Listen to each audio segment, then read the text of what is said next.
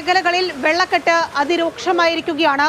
റോഡും തോടും പുഴയും തിരിച്ചറിയാനാകാത്ത വിധം ആലുവ അടക്കമുള്ള മേഖലയിൽ, ഞാനിപ്പോൾ നിൽക്കുന്ന ആലുവ പുളിഞ്ചോട് മേഖലയിലടക്കം അതിരൂക്ഷമായി വെള്ളക്കെട്ട് അനുഭവപ്പെടുന്നു. റോഡ് ഒരു പുഴ പോലെ ഒഴുകുന്ന സാഹചര്യമാണ്. ആളുകൾക്ക് വലിയ പ്രതിഷേധമുണ്ട്. ഈ മേഖലയിൽ കാന നവീകരണവുമായി ബന്ധപ്പെട്ട് ഒരു ജോലികളും നടന്നിട്ടില്ല എന്നതാണ് ആളുകൾ പറയുന്നത്. സമീപത്തെ വീടുകൾ, കടകളൊക്കെ വെള്ളത്തിൽ മുങ്ങിയിരിക്കുന്ന സാഹചര്യമുണ്ട്. ഇതാ ഈ റോഡിലൂടെ എങ്ങനെ നടന്ന ആളുകൾ പോകും, ഇരുചക്ര വാഹനങ്ങൾ പോകുമെന്നതാണ് ഉയർന്ന ചോദ്യം. ഇപ്പോൾ ഒരാൾ ടയറിൽ കിടന്ന് ഈ വെള്ളക്കെട്ടിനെതിരെ പ്രതിഷേധിക്കുന്ന സാഹചര്യമുണ്ട്. വലിയ രൂക്ഷമായ വെള്ളക്കെട്ടാണ്. ഇങ്ങോട്ടൊക്കെ വന്ന കുഴിയാണ് കേട്ടോ, പെട്ടുപോകും ഞാൻ. ചേട്ടനൊന്ന് ഇങ്ങോട്ട് വരാൻ പറ്റുമോ? ഒരു പ്രതിഷേധമാണ്. ഇതൊരു പ്രതിഷേധമാണ്, ആലുവ നഗരസഭയോടുള്ള ഒരു പ്രതിഷേധമാണ്. ഇവിടെ ഈ വെള്ളക്കെട്ട് തുടങ്ങിയിട്ട് ഇന്നലെ തുടങ്ങിയതല്ല, വർഷങ്ങളായിട്ട് തുടങ്ങിയതാണ്. ആദ്യം മഴക്കാലം വന്നാലും ഈ കാനയൊക്കെ ഒന്ന് ക്ലീൻ ചെയ്ത് അതിൻ്റെ അകത്തുള്ള ചെളിയ മാലിന്യങ്ങളൊക്കെ നീക്കം ചെയ്യണം. അതൊന്നും ചെയ്തിട്ടില്ല. ഇപ്പോൾ വെള്ളം ഒഴി പോകാനുള്ള ഒരു സൗകര്യം ഇതിനകത്തില്ല.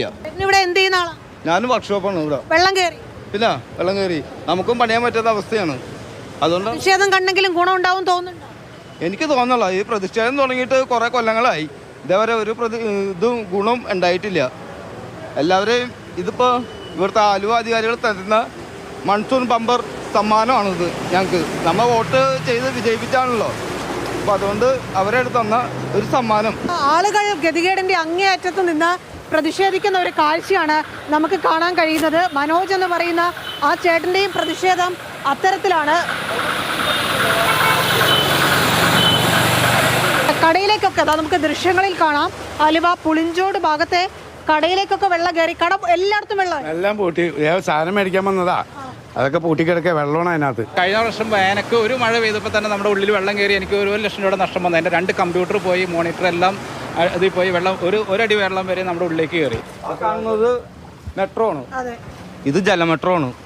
അവിടുന്ന് ഒരു ബോട്ട് ഇടാണെങ്കിൽ ആൾക്കാർക്ക് അങ്ങോട്ട് കൊണ്ട് പാസ് ചെയ്യാൻ. കൊച്ചി മാത്രമല്ല, ആലുവയിലും വാട്ടർ മെട്രോ വന്നു. വരേണ്ടി വരും. പരിഹാസത്തോടെ പറയുകയാണെങ്കിൽ ഇത് ഗതികേട് കൊണ്ട് ആളുകൾ പറയുന്നതാണ് കേട്ടോ. കാരണം ഇങ്ങനെ ഒരു വെള്ളത്തിലൂടെ ഇതാ എവിടെ നിന്നൊക്കെ ഒഴുകി വരുന്ന വെള്ളം, നമുക്ക് പോലും ഇതിൽ നിന്ന് റിപ്പോർട്ട് ചെയ്യാൻ ഭയങ്കര ആശങ്കയുണ്ട്. കാരണം ഈ പകർച്ചവ്യാധിയൊക്കെ ഇങ്ങനെ പടർന്നു നിൽക്കുന്ന സാഹചര്യമാണല്ലോ. പക്ഷേ ആളുകളുടെ ദുരിതം അറിഞ്ഞതുകൊണ്ട് മാത്രം അത് എവിടേക്ക് എത്തിയതാണ്. ഈ കടയൊക്കെ അടച്ചുപൂട്ടി, വീടുകളിലൊക്കെ എല്ലാ കട അടച്ചേക്കുവാണ്. ഞങ്ങളൊക്കെ കടകളെല്ലാം അടച്ചേക്കണേ. അത് മൊത്തം വെള്ളം കയറി, മൊത്തം കടയ്ക്കുള്ളിലൊക്കെ ഫുള്ള് വെള്ളം. 3 മണി മുതൽ ഞങ്ങൾ എഴുന്നേറ്റിരിക്കും. കാരണം വണ്ടികൾ പോകുമ്പോൾ തിര അടിക്കുന്നത് കടൽ തിര മാതിരിയാണ്. അങ്ങനെ ഇവിടെ ഡോറ് പൊളിഞ്ഞു, ഷട്ടറുകളൊക്കെ പൊളിഞ്ഞു കിടക്കുകയാണ് കടകളുടെ. മൊത്തം അഴുക്കുള്ളതാണ്. അത് കാരണം എന്തൊക്കെ അസുഖങ്ങൾ വരുന്നതിന് കണ്ടറിയണം. ആ രീതിക്കാണ് പോണത്. അഴുക്കുള്ള എല്ലാം കൂടിയിട്ട് നടക്കാൻ പോലും പറ്റില്ല. അതുകൊണ്ട് ഞങ്ങൾ അതിലെ ചുറ്റിക്കറിഞ്ഞൊക്കെ പോകേണ്ടത്. മെട്രോ സിറ്റിയായ ആലുവ പുളിഞ്ചോടിലെ റോഡാണിത്. പെരിയാർ ഒഴുകുന്നത് പോലെ അഴുക്കുവെള്ളം ഇങ്ങനെ നിറഞ്ഞു കവിഞ്ഞൊഴുകുകയാണ്. ഇരുചക്ര വാഹന യാത്രക്കാരും കാൽനട യാത്രക്കാരും ജീവൻ കയ്യിൽ പണയം വെച്ച് വേണം ഇതിലൂടെ പോകാൻ. ജനങ്ങളുടെ ഈ ഗതികേടിന് ആലുവ നഗരസഭ എന്ത് വിശദീകരണം നൽകും? കൊച്ചി നഗരത്തിലെ പല റോഡുകളും ഇത്തരത്തിൽ മുങ്ങിയിരിക്കുകയാണ്. ക്യാമറമാൻ വിജേഷ് പുതുവാശ്ശേരിക്കൊപ്പം റിയ, മാതൃഭൂമി ന്യൂസ്.